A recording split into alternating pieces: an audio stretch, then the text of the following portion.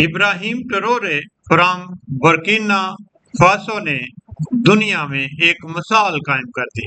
उसने बता दिया कि अफ्रीकन कंट्री जिनको पूरी दुनिया में ये समझा जाता था कि इनके पास रिजर्व की कमी है, इनके पास पैसे नहीं है, हंगर और गुर्बत है, उसने बता दिया कि हम हंगर नहीं, गुर्बत नहीं, बल्कि दुनिया के अमीर तरीन ममालिक में हमारा शुमार होता है।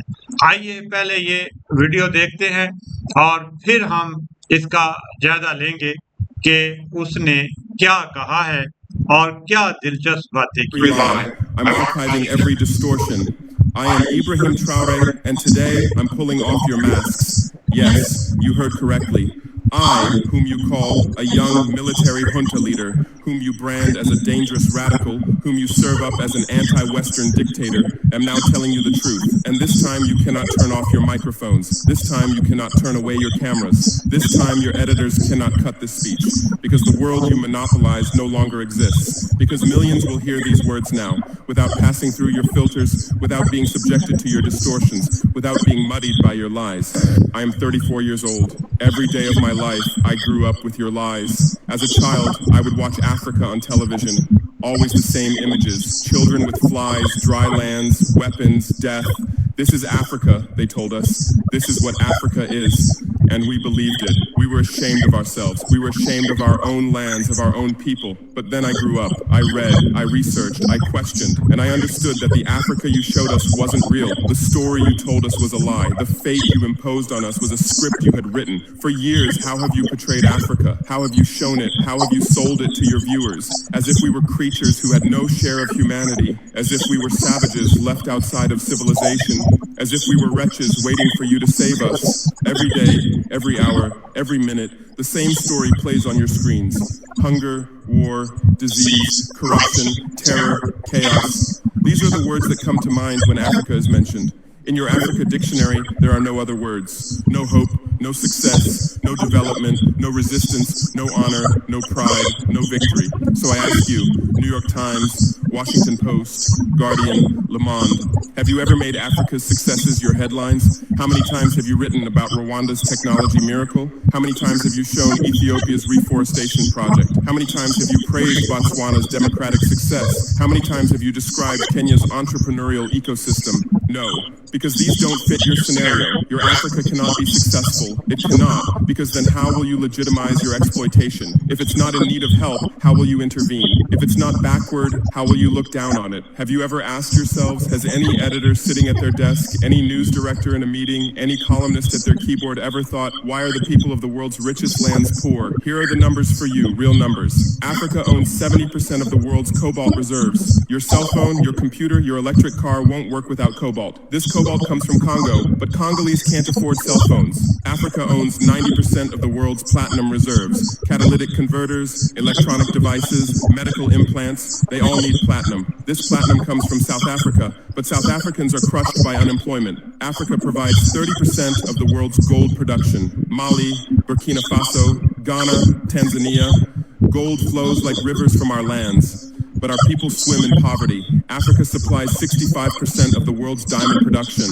Botswana, Angola, Congo, Sierra Leone, billions of dollars worth of diamonds are extracted, but our miners live on $1 a day.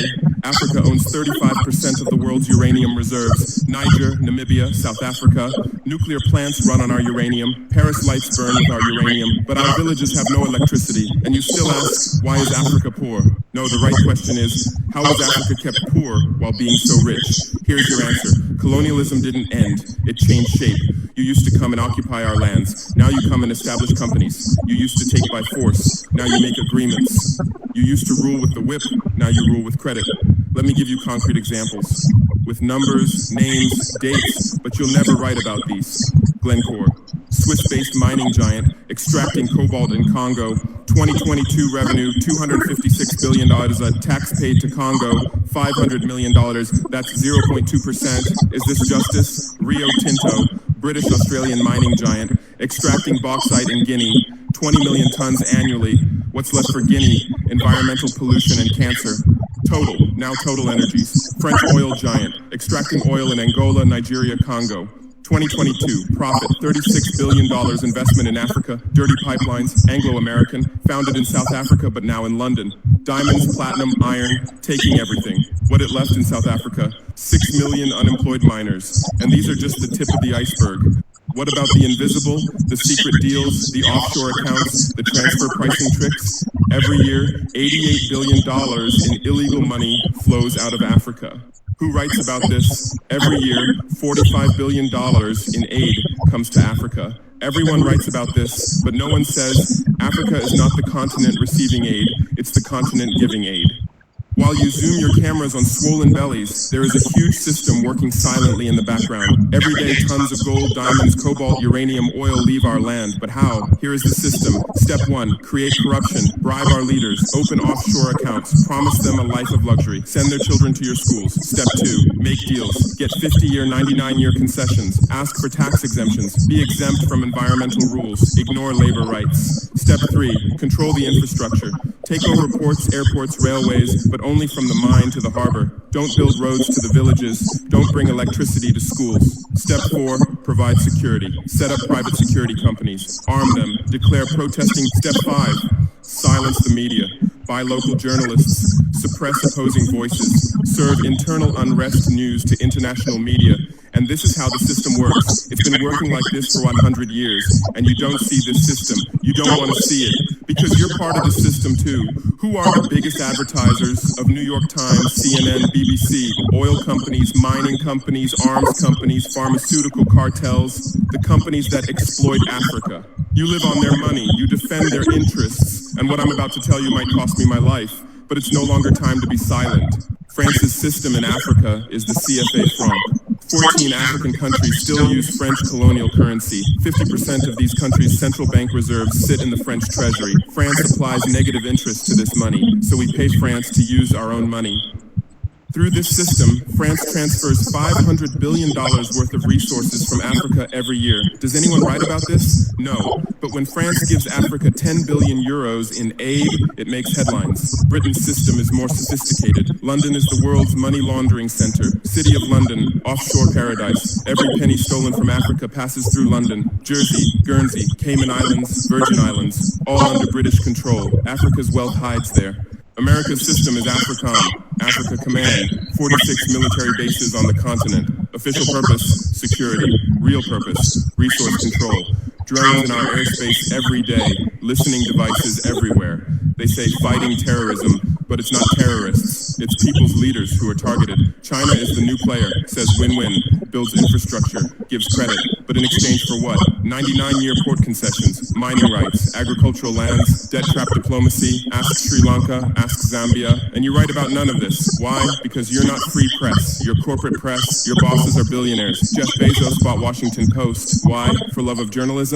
Rupert Murdoch's media empire. Fox News, Wall Street Journal, The Sun, The Times, all from the same hand, all giving the same message. West is good, others are bad. Carlos Slim is the largest shareholder of New York Times, Mexican billionaire. Where's his wealth from? Monopolized telecommunications, got rich off Latin America's back, now controls America's most respected newspaper. And you claim to do independent journalism? Who are your editors? Which schools did they graduate from? Harvard, Yale, Oxford, Cambridge?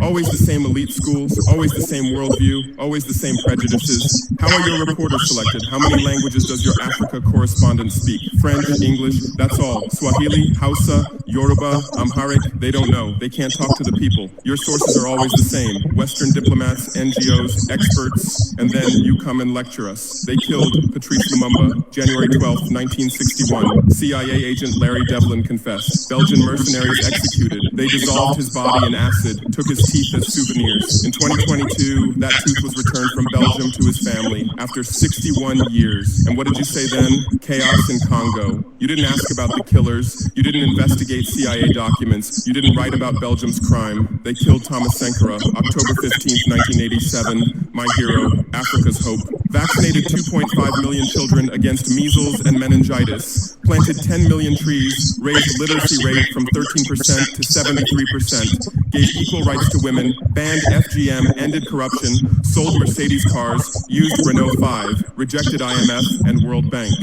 And most importantly, he said, we will not pay Africa's debts. We didn't make those debts. The puppets before us made them on behalf of colonizers. That's when he had to be killed, and they killed him. Who killed him? His best friend, Blaise Compaoré. With whose support? France. Want proof? Look at the Foucault archives. Jacques Faucard, France's Africa Affairs advisor. Everything is written there. And what did you say? Military coup in Burkina Faso. You didn't write about Sankara's dreams. You didn't tell about his projects. You didn't show his successes. You just said, another dictator died, Muammar Gaddafi. Yes, he was a dictator. Yes, he was ruthless. But what had he done in Libya? Per capita income $12,000, Africa's highest. Literacy rate from 25% to 87%. Life expectancy from 51 to 74. Free healthcare, free education, $50,000 for newlyweds. Interest-free loans for home buyers, $5,000 for new births. Gasoline 14 cents per liter. Great man-made river. Irrigation project to green the desert. And Gaddafi's real crime. Dream of United States of Africa. African Central Bank Project. African Investment Bank. African Monetary Fund. And most dangerous, gold dinar, refusing to sell oil for dollars. October 20th, 2011, lynched in Sirte, Hillary Clinton laughed. We came, we saw, he died. Now look at Libya. 3 different governments, endless civil war, ISIS, Al-Qaeda running wild slave markets exist. Even CNN showed in 2017, oil being looted, weapons depots emptied, spread across Sahel. Do you call this democracy? Do you call this freedom? Do you call this success? And whose turn is it now? The Sahel, Mali, Niger, Burkina Faso. You want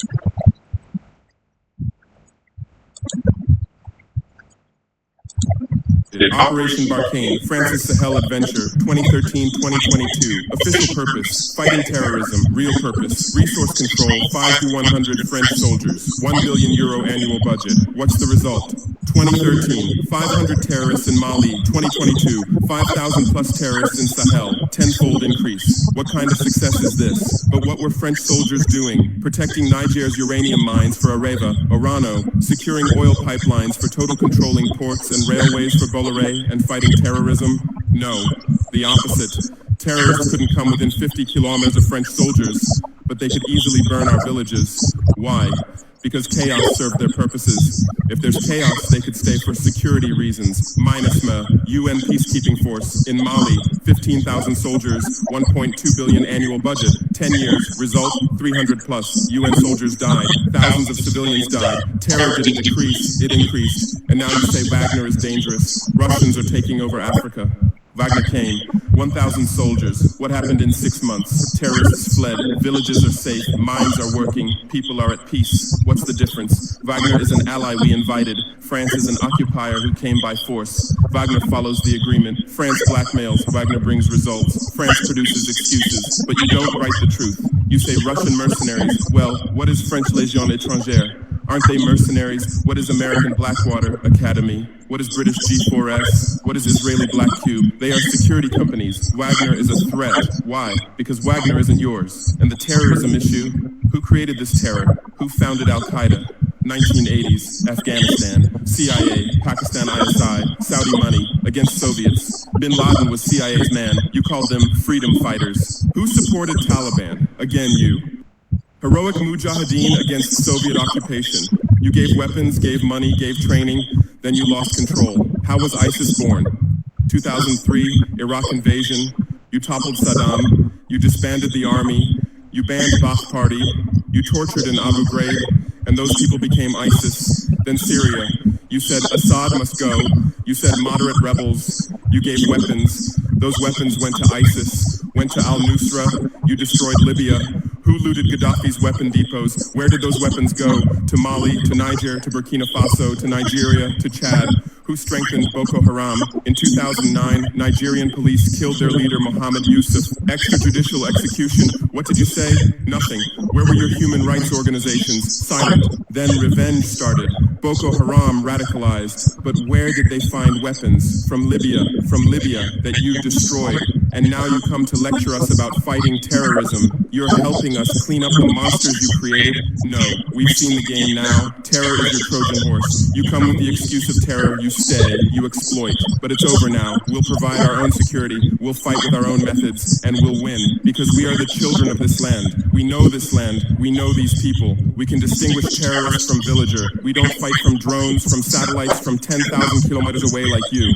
And we're winning. In Mali, in Niger, in Burkina Faso, terror is ending. Villages are safe. People are hopeful. Because now our own army, our own police are fighting, not for foreigners, but for the people. But you can't digest this. You say democratic backsliding. You say human rights violations. Which democracy? Which human rights? How many people are detained without trial in Guantanamo? What happened in Abu Ghraib? Who did you kill in Bagram? Who did you torture in CIA's black sites? Why is Julian Assange in prison for exposing your war crimes? Why did Chelsea Manning spend years in prison for leaking the truth? Why is Edward Snowden a fugitive for revealing you spy on everyone? And you lecture us about human rights. How many civilians died in your drone strikes? You say collateral damage and move on. How many weddings did you strike in Pakistan, Yemen, Somalia? How many schools did you bomb? How many hospitals did you burn? And you teach us the laws of war? Look, I come from war. I know the front. I've seen death. I've carried wounded soldiers. I've consoled mothers of martyrs. And I tell you, a real soldier protects his people. A real soldier doesn't harm civilians. A real soldier fights with honor. Your mercenaries, your drone pilots, your special forces, they're not soldiers. They're killers. They kill people by pressing buttons from 10,000 kilometers away, then go home and play with their children. We don't fight like that. We look our enemy in the face. We protect civilians. We fight with our honor. We die with our honor. And we'll win. Because the righteous win. Because those who fight with their people win. Because those who fight for their land win. Let's return to your media. I know how you work. I have friends who work within the system. There are journalists with conscience, but they stay silent. Why? Because the system silences them. Those who write the truth get fired. Investigative journalists are laid off due to budget cuts. Dissenting columnists are shown the door because reader interest has declined. And what replaces them? Experts from think tanks, NGOs, universities, all saying the same thing, all defending the same thesis. West is good, Africa is bad.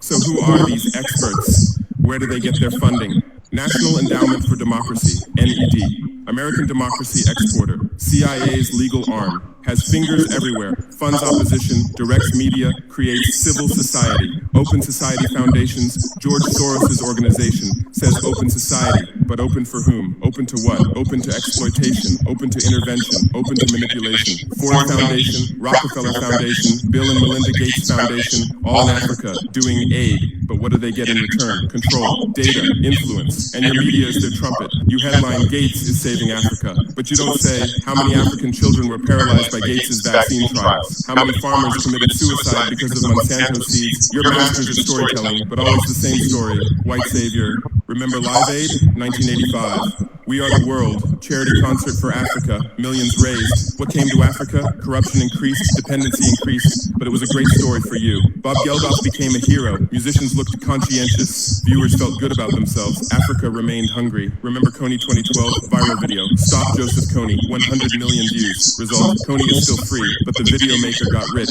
Invisible Children organization collected millions. What came to Uganda? American soldiers, and you present these as success stories. Angelina Jolie, Madonna, Bono, All Africa volunteers. They come, take photos, adopt children, leave. And you say, interest in Africa increased. What interest? Whose interest? Interest for what? Madonna adopted from Malawi. You made headlines. But 100 children die from malaria every day in Malawi. You didn't write that, because that news doesn't sell. Bono became Africa's spokesperson, raised billions with U2 concerts, but moved his company to Netherlands to avoid taxes. Money stolen from Africa also passes through Netherlands. Did you write about this? George Clooney campaigned for Darfur, said save Darfur. Result, Sudan split. Oil remained in South Sudan. South Sudan is now in civil war. Who's getting the oil? Take a guess. And you always present these as humanitarian aid, but these are imperialism's soft face. These are exploitation's PR. Let me give you real numbers. Every year, 134 billion in aid and investment comes to Africa. Every year, 192 billion in resources leave Africa, net loss,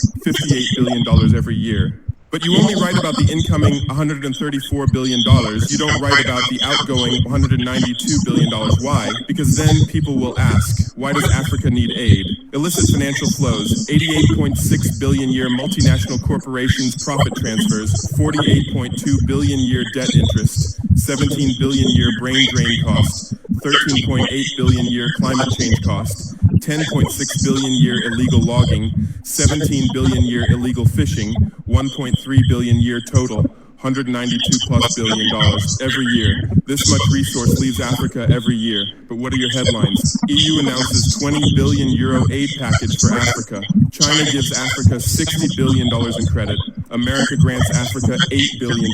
People read these and think how generous they are, how charitable, how ungrateful Africa is. But the truth is the opposite.